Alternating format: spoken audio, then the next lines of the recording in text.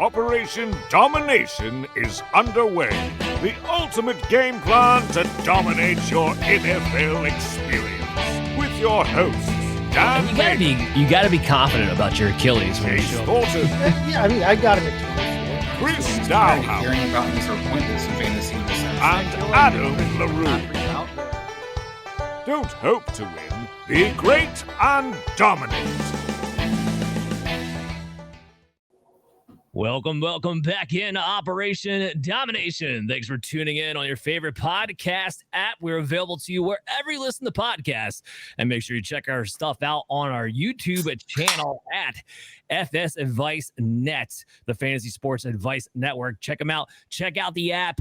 It's the ultimate chat center for your community for fantasy football purposes, or all fantasy sports really purposes. We all get together, chat about them, get to talk with all of our experts and help you guys, well, frankly, dominate like this show is about to do. So it was a whirlwind. So we knew it would be. It is every single year. It's one of my favorite days of the year, and that's the legal tampering period on Monday, because we're recording this show on a Wednesday night.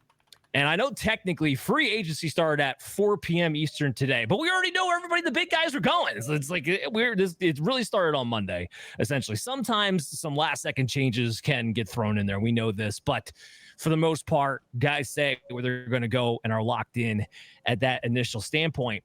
I want to kick it off with this because we have a lot to talk about. You know, we're going to talk about DK Metcalf and all the subsequent moves and dominoes that fell from that. Devontae Adams move, even though it wasn't as big blockbuster as a DK Metcalf trade, also had a lot of subsequent dominoes that fell as a result to that too. So those are my two main conversations, and we'll see who else we get to in the process. And I do have some guys I want to mention in a rapid fire session. Before I do that, I want to kind of go around the room here to our co-hosts, Chase Thornton, Chris D, Adam LaRue. Was there any move that surprised you guys in this one? And Chase, will go with you first. surprised. Well, I mean, I don't know that there was anything that was all that shocked me where I was like, are you kidding me? This can't happen. There were some less than ideal signings, down the line there. I wasn't really crazy about my Packers throwing almost $20 million a year at a guard when they, kind of had things set already there. But I wouldn't say there was anything that knocked me on my can necessarily. Okay. So Chase has all the ins on the Twitter. He's not, he's not going to be surprised by anything. Chris, was there a move that surprised you? I think what surprised me in general, Dan, it was how a lot of these teams didn't necessarily make the fits that seemed to kind of go with their coaching staffs or personnels necessarily. And there seemed to be a lot of money spent on a lot of average players in general. I think that teams just seem to just, drop a lot of money, not necessarily upgrade. And like I said, not always have the greatest fit and some odd pieces here and there. There was a lot of money to be spent too. And when that happens and you have bad organizations who have all the money, that does tend to happen. So I was kind of right there with Chris, especially offensive linemen. The amount of average offensive linemen who got paid starter money, premium starter money, I should add, was a bit surprising to me. Adam, anything surprised you in this one? Yeah, this is one that we probably otherwise wouldn't talk about very much. How about Myles Garrett re-signing with the Browns? He made this whole thing about how he wants to win. He doesn't want to keep rebuilding. And then we've got a bunch of bum quarterbacks heading over to Cleveland. And suddenly he's like, all right, I'll re-sign if you give me enough money. Like, well, yeah, you said that's not what you were about like a month ago. You said exactly that this isn't for the money. I want to go win a month ago. Yeah, well, $40 million can wipe away a lot of wanting to win that badly. That Adam, and also they own 2 years still of you. So are you going to hold out for 2 years and demand a trade? They were pretty dead set that they were not going to move on from Myles Garrett. And that's valid from the Browns' perspective. I understand why they wanted to get this done, but it's just like such a strange, like you seemed so dead set on this not that long ago. I'm just surprised it got settled as quickly as it was going to if he was going to resign. Well, in true Browns fashion, they overpay to try to make these problem players go away. And we've seen how that's worked out. Although Myles Garrett's actually a good player, so we're not going to worry about too much of the Sean Watson of it all when it comes to that. All right, so to get this kicked off, let's go rapid fire from some mentions that we're maybe not necessarily going to get all the way into today's show, but you need to be aware of if you weren't.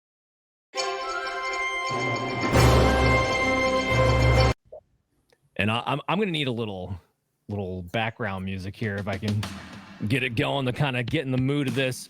So Josh Allen resigns to $55 million, baby. So yeah, he's going to be all set, ready to go, be the MVP for a long time. Aaron Jones, he resigned with the Minnesota Vikings. Big enough contract, but he'll expect to be the starter. We'll see what they do moving forward. Chris Godwin resigns with the Tampa Bay Buccaneers. He looks like the Bucs are going to be confident that he's going to be good to go because they gave him a nice contract to come back, and they would know best out of everybody else. Darius Slayton, this one shocked me. He comes back to the New York Giants, a team that wanted to run him out of town multiple times, and they bring him on back anyway. Jordan Mason tendered, so he's going to be back with the San Francisco 49ers because no one's given up a second-round pick for him. Zach Ertz resigns for a one-year contract. Drew Dalman, the Bears continue their dominance of restructuring that offensive line and complete it with Drew Dalman there at center. Laramie Tunsil traded to the Washington Commanders, a big risky trade there for a player who's been hurt quite a bit and a lot of draft capital. Jalen Moore, the swing tackle, gets overpaid to go to Kansas City. They're going to be a lot of trouble there. And good old Jimmy Garoppolo resigns. And throw this in, because this just happened while we started hitting record here. Mike Williams going back to the Los Angeles Chargers. There's your big wide receiver addition on the Chargers that just happened moments ago of us recording this. But a lot to get to. We have an intelligence briefing for you.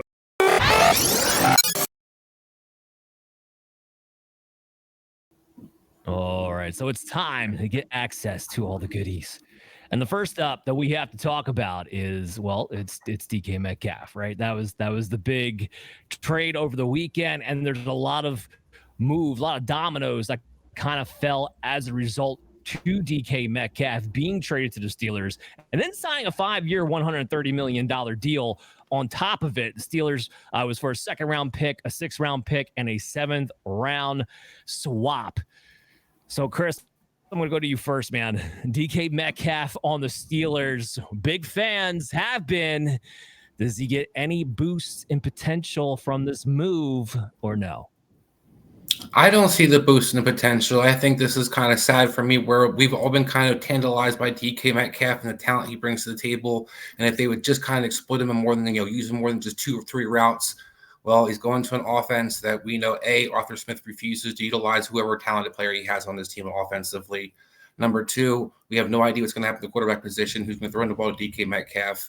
And then finally, he got paid, but he also wanted to be in a good weather situation where he had a chance not to play in crappy weather and get low-scoring games.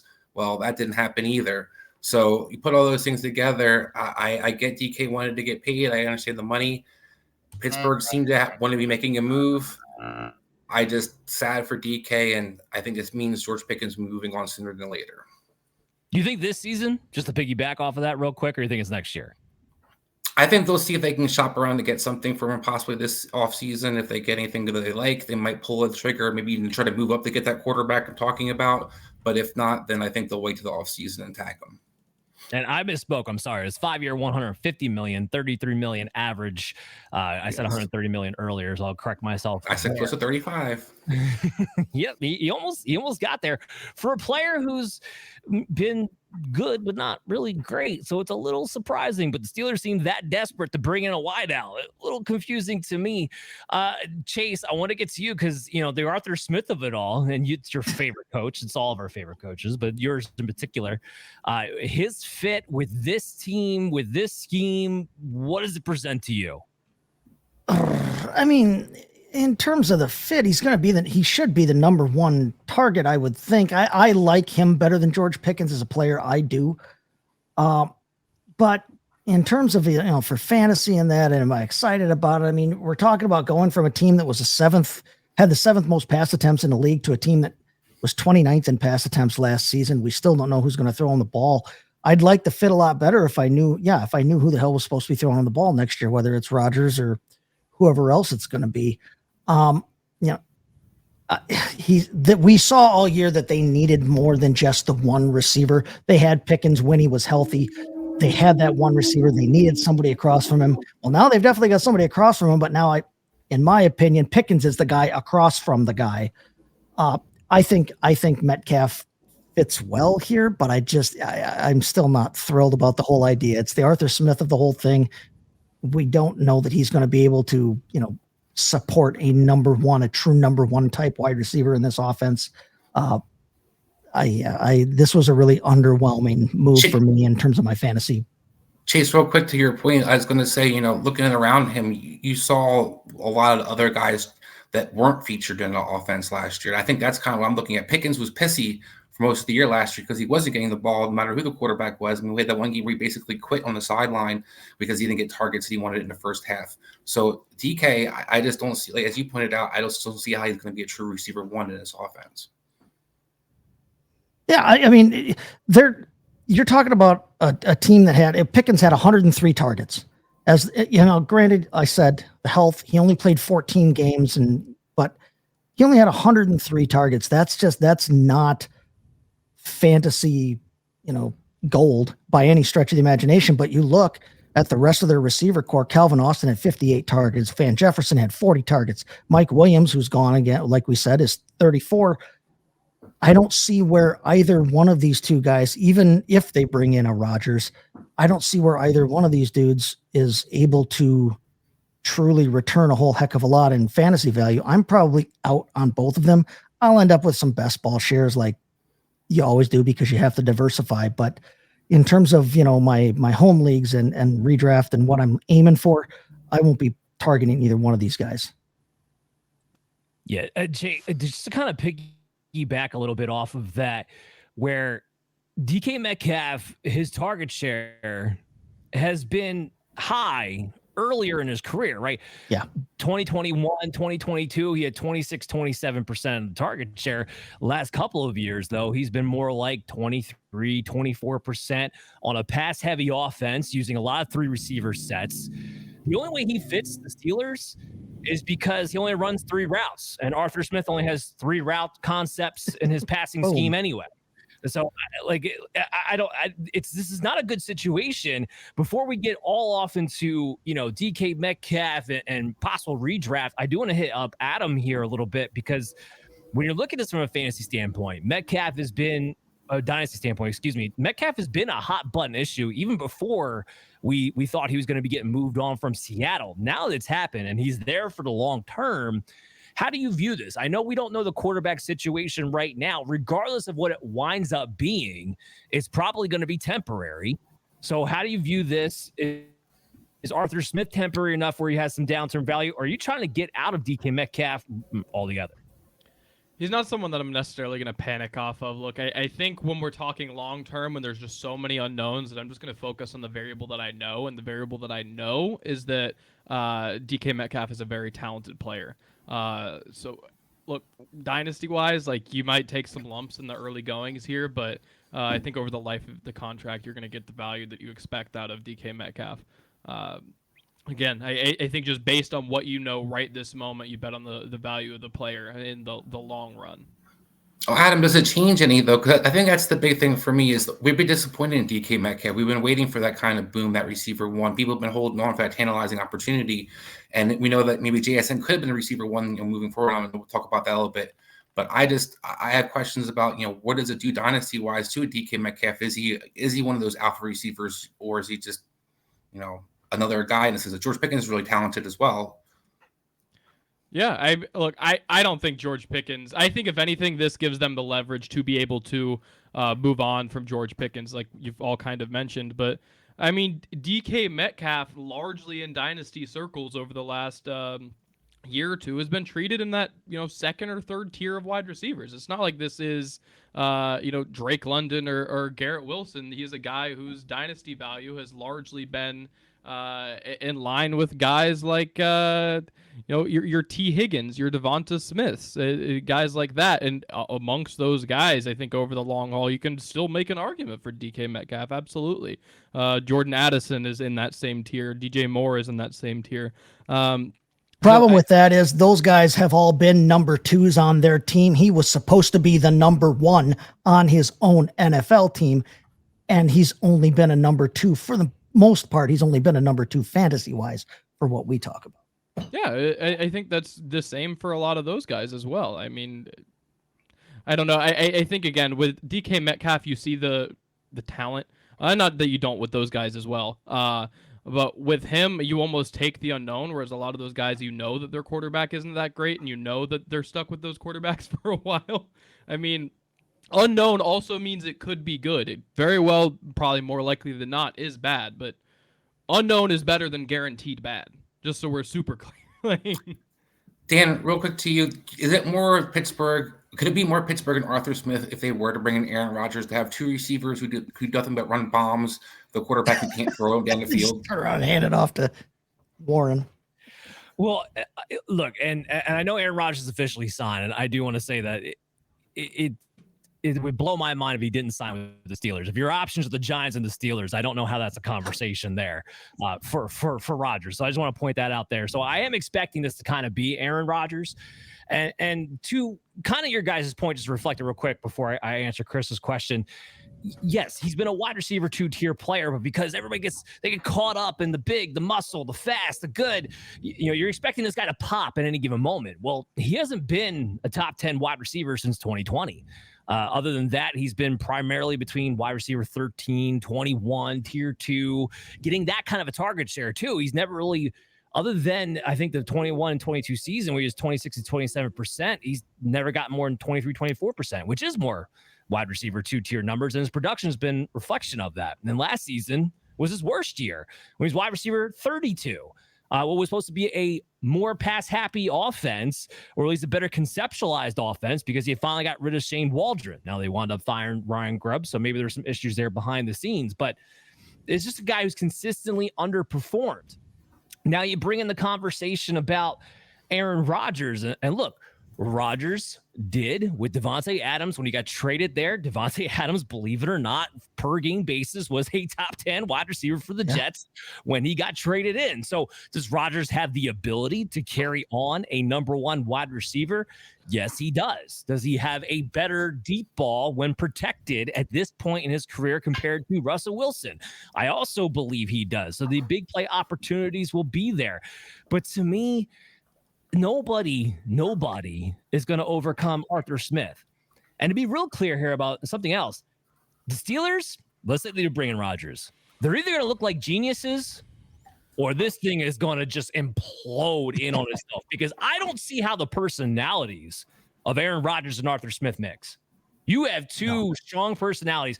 Arthur Smith is not going to kneel to what Aaron Rodgers wants to do, and Rodgers is going to throw a hissy fit when he has those vanilla concepts.